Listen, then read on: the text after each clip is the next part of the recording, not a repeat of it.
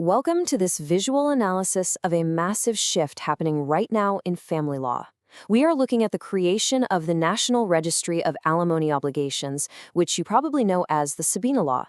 Today, we're going to unpack this dense legal reform to show you exactly how these new, incredibly strict mechanisms are enforcing child support. We'll look at the data they collect and the severe, real-world roadblocks this registry imposes on everyday life. So, let's get right into it. Here is our roadmap for today's explainer. 1. The origin of the Sabina Law. 2. What exactly is the registry? 3. Restricted procedures. 4. Border restrictions. And finally, number 5. Jurisprudence and legal tools. All right, kicking things off with Section 1, Origin of the Sabina Law, focusing on protecting the rights of minors. Moving right along to Section 2, what is the registry? Let's take a look at the system's new tool. So what actually is the Registro Nacional de Obligaciones Alimentarias? Well, think of it as a massive public database. Its entire purpose is to concentrate information on alimony debtors, the folks who owe support, and the creditors, the ones who are owed. And to make this actually work, the system relies on a pretty unprecedented level of communication. Superior courts across the country are constantly supplying and updating this data, tapping right into the technological instruments of the national DSIF system. It systematizes the data nationwide.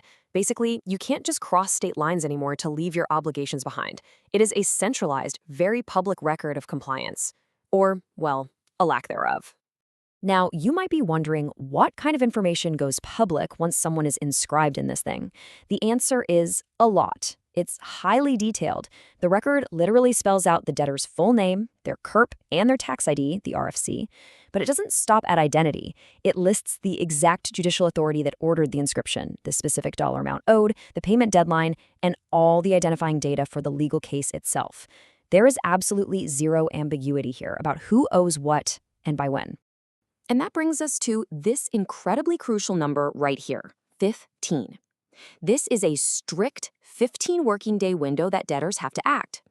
You see, the registry updates monthly, but if a debtor has any change in their employment, their job location, their position, or their salary, they have a maximum of 15 working days to report that change to the judge or the local authority. If they miss that exceptionally tight deadline, they face severe sanctions and are held directly responsible for any financial damages caused to the creditor by that omission. Which leads us perfectly into Section 3, restricted procedures and the everyday consequences of all this. It's a simple question, but a huge one. ¿Qué pasa si estás en el registro? What actually happens if you're on this list? Well, the legal framework essentially flips the script. Instead of the state having to constantly hunt you down to pay, the state just restricts your access to basic civic functions until you comply. The burden of proof is now entirely on you. This is where we really see the teeth of the Sabina Law. To do almost anything significant now, you need a certificate of non-inscription, proof that you are not a registered debtor. You can't get or renew a driver's license? Passports? Nope. You're barred from running for public office or trying to become a judge. If you want to buy or sell a house, the notary is legally required to demand this certificate. And get this, marriage requests. If you apply to get married, the civil registry judge is obligated to publicly disclose to your future spouse if you're on the registry and what your debts look like. You are, for all intents and purposes, frozen out of major life events. Okay, turning now to Section 4, border restrictions and the inability to leave the country. Let's contrast the standard rule here with the legal exception. The standard rule is basically a brick wall.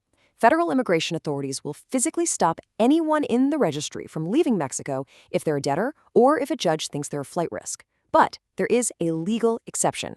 A judge can authorize your exit, though the guarantee required is incredibly steep. You have to instantly pay at least 50% of your total owed debt. And, this is the kicker, provide an advance deposit covering anywhere from 90 to 365 days of future pension payments. The logic is simple. If you have the cash to travel internationally, you have to secure your child support first. Finally, we land on Section 5, jurisprudence and legal tools. How are judges actually interpreting this law in the real world? Take a look at this powerful legal precedent. It states that the circumstance that a debtor doesn't know about a pregnancy or birth does not free them from the obligation. What this establishes, firmly, is that ignorance is not a valid legal defense. If you didn't know the child existed, sure, it might influence how the pension amount is calculated, but it absolutely does not erase the fact that the legal obligations started the literal day that child was born. Judges are also relying on several other really fascinating precedents right now. For instance, pensions are strictly calculated based on total income minus only legal deductions, nothing else. Also, if a debtor is already providing housing, courts have to factor that into the overall amount. Now, those extreme border restrictions we just covered, courts have formally ruled that they are legally proportional. They aren't considered human rights violations because of the immense importance of child support. And finally, if someone tries to hide what they make, judges will just fall back on Article 311 tear to estimate their income based on their capacity and lifestyle. You literally cannot just claim you are nothing. So, for the legal professionals and creditors tuning in, how does this actually work in practice? Well, these are the tools used to trigger the law's restrictions.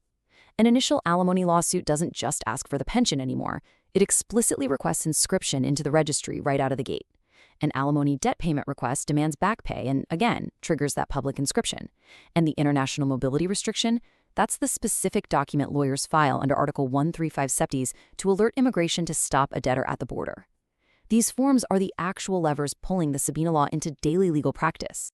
We've covered a lot of ground today, from the strict 15-day reporting rules to frozen real estate transactions to downright travel bans. This clearly isn't just some minor administrative update, it is a total overhaul of accountability. So I'll leave you with this question. Given these incredibly severe, life-altering restrictions, how will the new National Registry ultimately reshape compliance and the future of family law and everyday life? Thanks for joining this explainer.